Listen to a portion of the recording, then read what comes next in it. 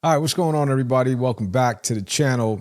Today, I want to talk about the Karmelo Anthony incident, not to be confused with the Karmelo Anthony ball player. All right.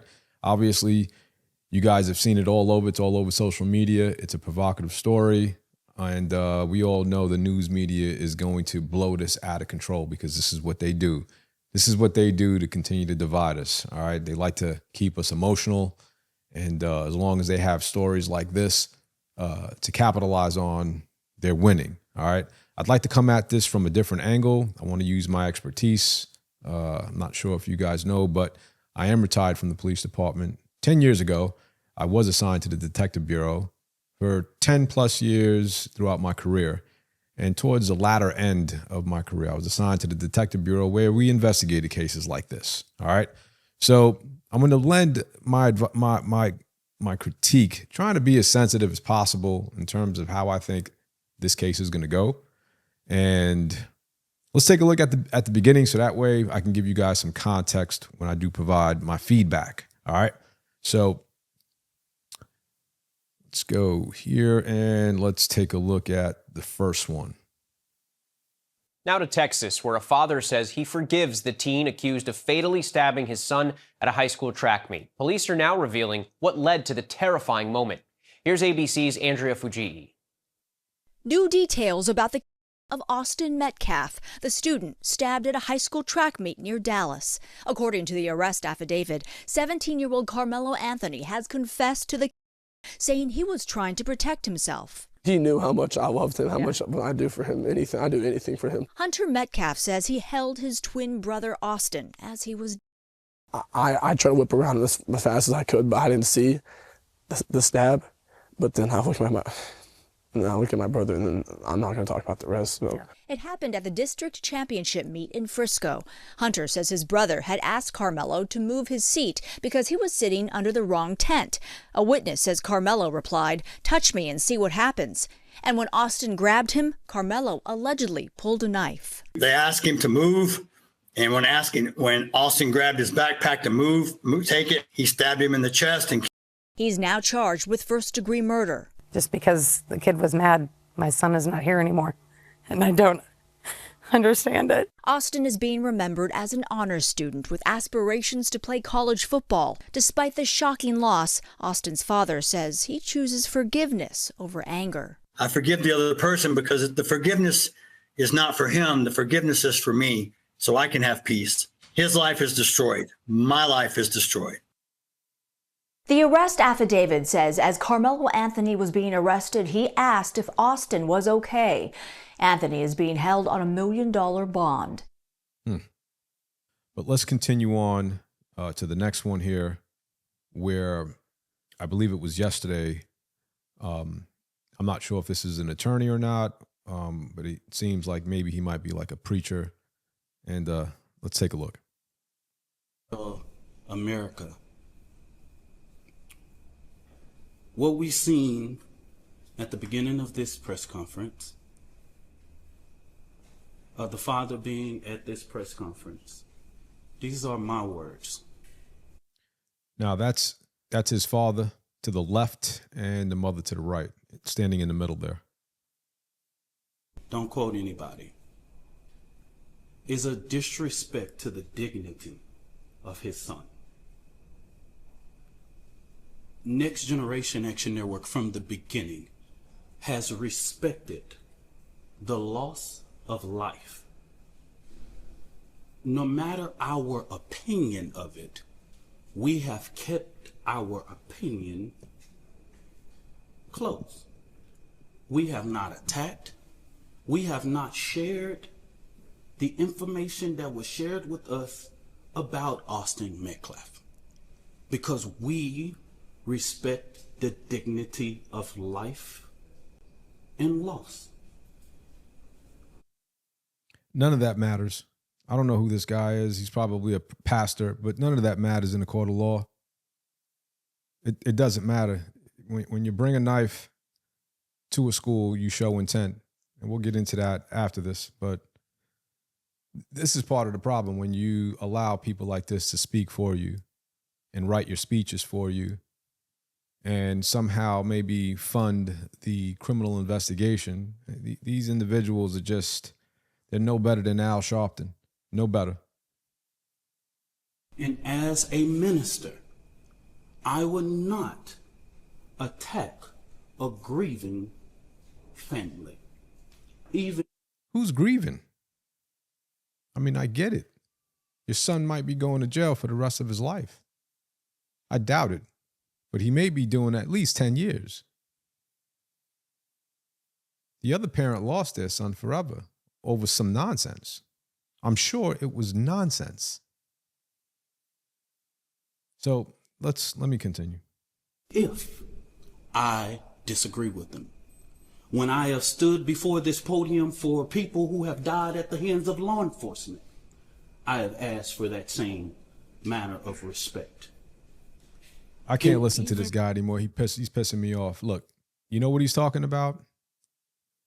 Metcalf's father showed up at the press conference. That's what he's talking about. Now, was that the right thing to do? I don't know if I would have done that. I don't know if I would have been able to keep my composure at a press conference and watching this all go down. Let me show you what actually happened here. The shoes on the other foot, I will not.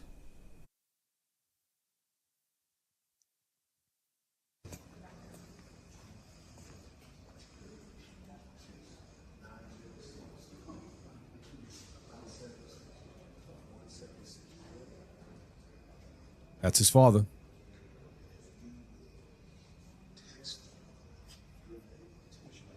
Now, if you ask me, I don't know. That's just kind of weird.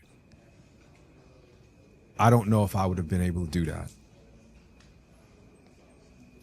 And if I'm the people around this, like, I would have made sure that he was thoroughly searched to make sure that there were no weapons.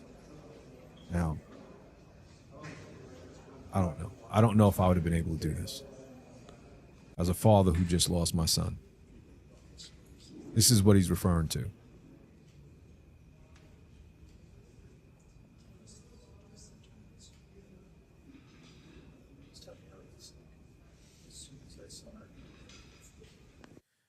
I don't know, man. To me, that's just odd behavior. This is a guy that's in mourning, hyper emotional. You know, for them to even allow him to be within that area is a problem for me. It's a problem, man. And this is what the media does just to sell views. They're making a circus out of this already, because this is how they draw the attention of the viewer to go ahead and watch their channel. This is tone deaf. This is cold. Like, this is unnecessary. So watch this other news channel right here and see what happens.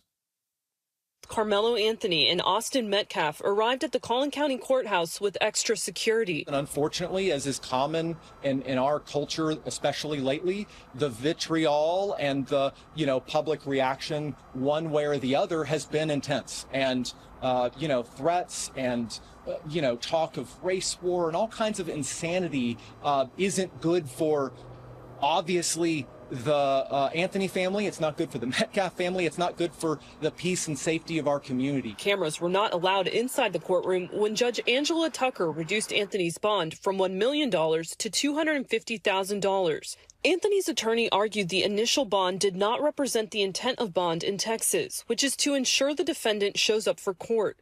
He had Anthony's father testify about his character, telling the judge he was the captain of his football and track teams and an A student. And prior to this, what was on his mind was what college he was going to go to. This is a tragedy all the way around for both families. Anthony claims his actions were in self-defense. Prosecutors also revealed that Anthony was involved in an assault-type altercation at school on February 4th, but otherwise no prior criminal history. All of this comes 2 days after Metcalf was laid to rest, this case continuing to receive a lot of attention on social media. After the hearing, both sides pleaded with the public to stop the threats, harassment, and inflammatory rhetoric towards the families involved. It's hard for everybody to be level-headed at a time like this. So that's where we come in. It's our job to be level-headed, to be fact-based, and to follow the truth wherever it leads. As part of his bond, Anthony has to meet certain conditions. He has to remain on house arrest. He has to wear an ankle monitor. He has to be with an approved adult, and he must check in with the court every Friday. In McKinney, Aaron Jones, CBS News, Texas. Okay. There you have it. That's pretty much, in sum and substance, that's pretty much what's going on, right? Here's what I think the defense is going to use in terms of their defense. They're going to claim self-defense, obviously. They're going to claim perceived imbalance of bullying.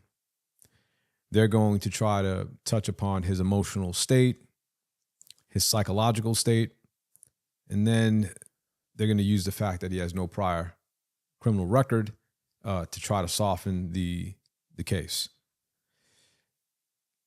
Now, here's the problem. The fact that he brought a knife to a school event and made a verbal threat before the stabbing will make it hard to justify as pure self-defense. So the prosecutors will likely argue that he escalated a non-deadly confrontation into a deadly one. All right. If you go deeper into the self-defense claim, you can look at Anthony he allegedly told the police that I'm not alleged, I did it. And that was from one of the news articles. But also claimed I was protecting myself, right? That's a problem for him. That's a major problem right there. Witnesses said that when Austin Metcalf told Anthony to move, Anthony warned him, quote unquote, touch me and see what happens. That's a problem. That's a huge problem. When Metcalf allegedly touched him, Anthony responded by pulling a knife and stabbing him. His defense could argue that he felt threatened, especially if he perceived Metcalf as aggressive or intimidating in that moment. Now, the perceived imbalance or bullying, if there's evidence that Anthony had been previously harassed, which they talked about the fight that occurred a few weeks ago, bullied or physically intimidated by Metcalf or others, his lawyers could argue that this wasn't an isolated reaction, but part of a broader pattern that led him to carry a knife and act out of fear. That's still a problem because it doesn't give him the excuse to do that, right? They may try to show a history of conflict, whether through school records, messages, or even witness testimony. But the problem is that if all that did occur, then why not alert the police officers? If I'm Anthony, you have to make a conscious decision. Do I want to sit in the area where the individual is that I have beef with? Do I really want to do that? I wouldn't if I'm not doing that. So that's part of the reason why the prosecution is going to say that's why you brought the knife with you. And that's why you sat there, because the knife gave you confidence enough to sit there and use it towards Metcalf. It's a simple argument, right? The emotional or psychological state, being 17 years old, the defense is definitely going to jump on that one. And this could present a psychological and emotional immaturity as a factor, possibly highlighting poor impulse control, anxiety, and trauma that contributed to an overreaction. So they may also seek to reduce the charge from murder to manslaughter by arguing that he didn't intend to kill him, but he panicked. He stabbed him in the chest. He didn't intend. He probably thought it wasn't going to go all the way in. Whatever his state of mind was, that's probably what the likely outcome would be. He'll be charged with manslaughter, and because it's his first offense, because he has no criminal record, sounds like he comes from good family, and he just made a bad decision that day. So, you couple that with no prior history, I can definitely see that happening. Here's the problem. Knowingly carrying a deadly weapon to a school function. Number one, how did that even get into the school? There's no one checking you. You can walk into a school. There's no metal detectors when you're walking onto a field, right? So you can just walk in, and you can have a gun on you. Obviously, you could have this knife on you, and if anything breaks out, you can use it and defend yourself. So most jurisdictions, the act of bringing a concealed weapon to a school-sponsored event is a criminal offense in itself. Yeah, criminal possession of a weapon, right? And often viewed as an indicator of premeditation or intent to harm. Not fear, but intent to harm. Okay? The prosecution can easily argue he didn't bring a knife to protect himself from an immediate threat. He brought it to it in an anticipation of potential conflict, which makes sense. You know, this is not rocket science. He knew that there was going to be some sort of beef. And if that was by way of social media, DMs, or text messages, whatever it was, he already knew that's why he brought it with him. And that's why he's at fault, no matter what. There's no argument that you can use to defend yourself in this case. Verbal threats before the stabbing, like saying, "Don't touch me and see what happens," can be interpreted as a warning with intent, not a defense plea. The statement, when paired with a weapon, supports deliberate escalation, not protection from an imminent threat. You know, also the lack of attempt to notify school, personnel, school authority, police, that sort of thing. Kids are not doing that today. They're not doing that today, man. They're not trying to be that individual to go ahead and notify the principal, the dean, one of the, your coach or whoever it is. They're not doing that. They're going to be looked at as soft. So instead, let me go ahead and bring this knife. You know how many kids do that today?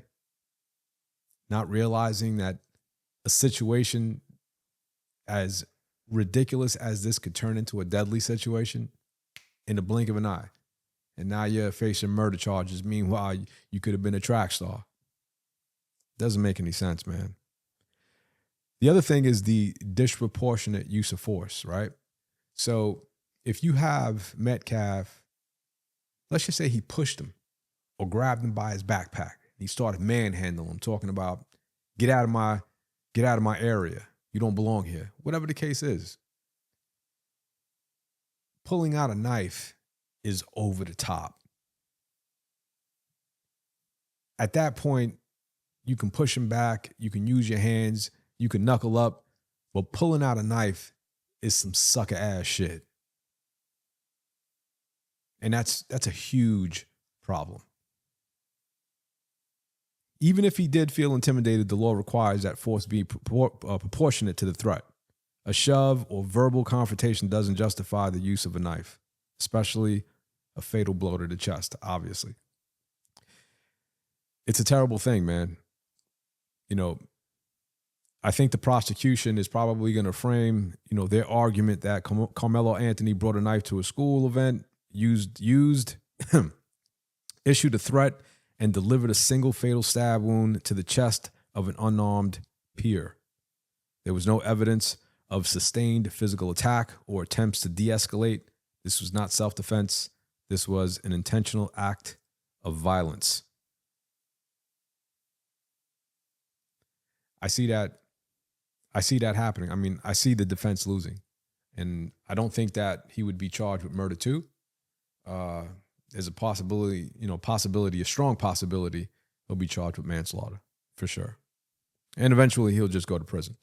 And whether he does 5 years or 6 years, I mean, his life is ruined, and it's unfortunate. It's unfortunate for both parties because now one kid is not here and the other kid he's going to have a felony murder conviction. If you ever wanted to go to the military or have a state, federal, local job, it's a wrap. My opinion, you guys got to start using your hands. Let's get back to using these hands. Honestly. Stop being a bunch of bitches and start using your hands. Defend yourself. Learn how to fight, man. Anyway, what say you? Leave it in the comments if you think they have a strong defense, if Karmelo Anthony has a strong defense, or if you think he's going to prison for a long time. I'll see you on the next one.